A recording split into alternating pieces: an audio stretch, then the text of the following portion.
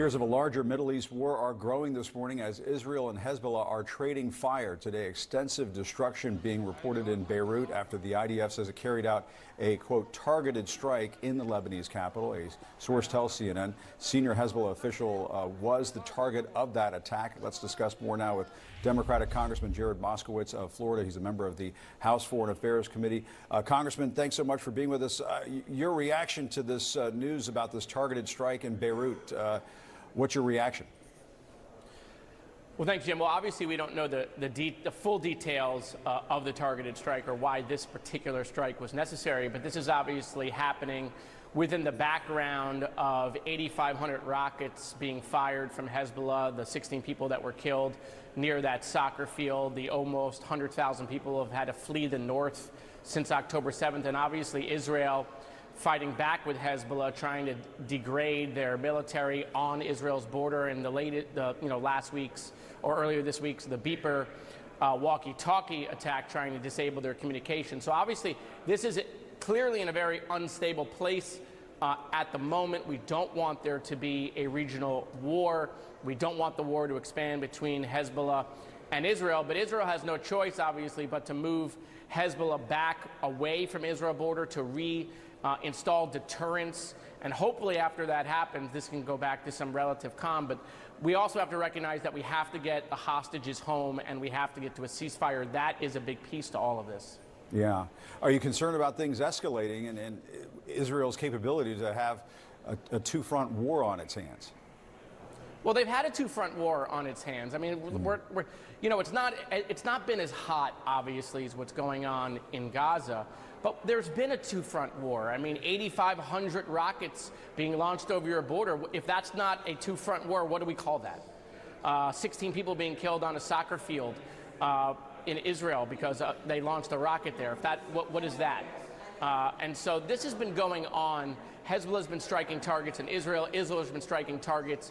We've just not been focusing on it because it was less than what was happening in Gaza. But now that Gaza obviously has slowed down and we don't have an active war there at the moment, this is now heating up. And so hopefully we can figure out how to get our hostages out. I mean, we got to talk about Sinwar more.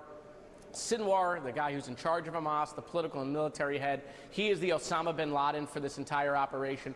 He's sitting in a bunker somewhere, still keeping the Palestinian people in harm because he's refusing to agree to a deal. We were real close a couple weeks ago, and then he changed the deal and wanted more prisoners released. And so we got to figure out how to get the hostages out. Time is of the essence. And Jim, I am worried that if that just continues, then yes, this could become a much hotter war between Israel and Hezbollah. I wanted to jump to some campaign politics. Last night at an event focused on anti-Semitism here in Washington, Donald Trump said Jewish voters would be partly to blame if he loses in November. Let's listen to this. Any Jewish person that votes for her, especially now, her or the Democrat Party, should have their head examined. But I will put it to you very simply and gently. I really haven't been treated right, but you haven't been treated right because you're putting yourself in great danger. If I don't win this election, the Jewish people would have a lot to do with the loss. Congressman, what do you make of Trump sort of preemptively placing blame on Jewish voters if he loses? Yeah, what's strange about those comments is that's literally the opposite of what every single solitary Jewish organization and Jewish group is doing around the country and here on Capitol Hill. They don't want Israel to become a partisan issue. They don't want anti-Semitism to become a partisan issue. They don't want the Jewish community to become a one-party community.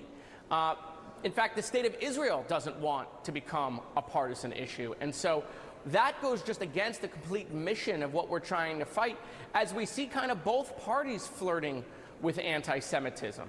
And so I don't even understand why that would come into his brain. It's obviously, disappointing. We've continued to see this on the campaign. I don't even know who his audience is for that. I mean, he should be trying to play a game of addition. I can tell you, knowing the Jewish community, going out and telling them they need to have their head examined isn't a game of addition. It's a game of subtraction. Yeah, and I mean, he also said that he's going to bring back the travel ban from his first administration if he's put back in the White House. That was the travel ban that barred people from predominantly Muslim countries. And he said that the U.S. will not be taking people from, quote, infested countries. Your response to that, using that kind of rhetoric, infested countries?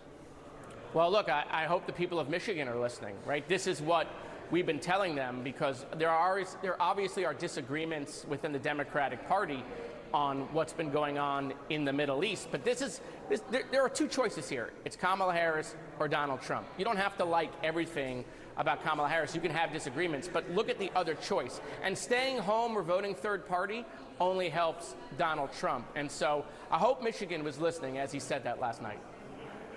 All right, Congressman Moskowitz, thank you always for your time. We appreciate it.